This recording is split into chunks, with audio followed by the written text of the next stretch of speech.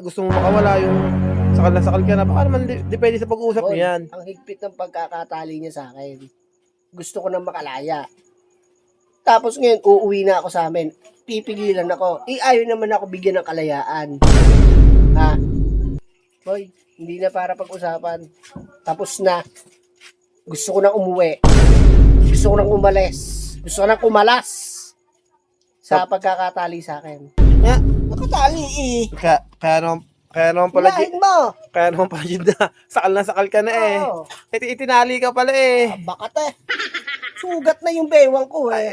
Ibig sabihin, sa wakas, tumila rin ang ulan. Sana magtuloy-tuloy na. Ilang araw nang naulan eh. Para mapaglaba bukas. Siya Uy. na, ba't ba ako Ano yan? pigilan?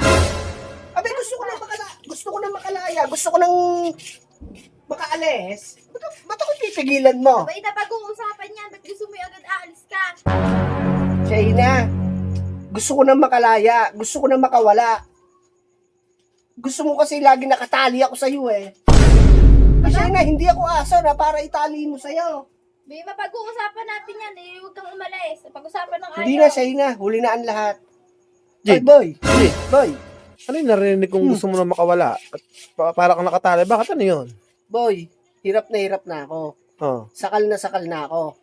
Gusto ko nang makawala sa dilubyong nangyayari sa akin. Goy, May dala ka pang bag, Jid. Baka naman pwedeng pag-usapan niya. Huwag yung basta-basta ka aalis na gusto mo makawala yung sakal na sakal ka na. Baka naman depende sa pag-uusap boy, niyo yan. ang higpit ng pagkakatali niya sa akin. Gusto ko nang makalaya. Tapos ngayon, uuwi na ako sa amin. Pipigilan ako. Ayaw naman ako bigyan ng kalayaan. Ha? O, paano gagawin niyo? Gagawin niya akong preso sa loob ng bahay ko. Hindi, ibig sabihin lang siguro nila. Kaya lagi kang sinasakalo. Kung bagay, pinag-iingat ka lang. Kung bagay, hindi ka mapahamak. Anong pinag-iingat? Mas delikado pa nga ako sa loob ng bahay.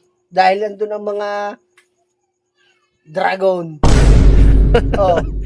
Mas delikado pa nga sa loob ng bahay kaysa sa labas Sa eh. bagay, Jid, naiintindihan kita. Kung baga naman ganang araw-araw na ganang bunganga ni Ina, ay wala ka namang ginagawa. Ibubunga ka kahit naman sino, magsasawa. O, di ba? Hmm. Di ba, boy? Sana maintindihan mo ako. Hindi, doon ang problema. Naiintindihan kita. Hmm. Pero kung mag-uusapan naman para maayos ang pamilya, Hindi pag-usapan yun na lang. Hindi na.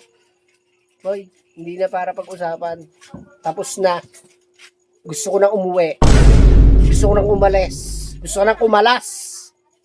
Sa pagkakatali sa akin. Pagkakatali? Pagkakahigpit sa akin. Gusto ko nang makawala. Ayoko na, boy. Pasensya ka na. Dahil alikabok. Parang nauna ng snow na. Ayoko na, boy. Hindi, Jid. Pag-usapan nyo na muna. Huwag kang basta padalos-dalos. Baka naman, simpleng bagay lang ang pinag-awayan nyo eh.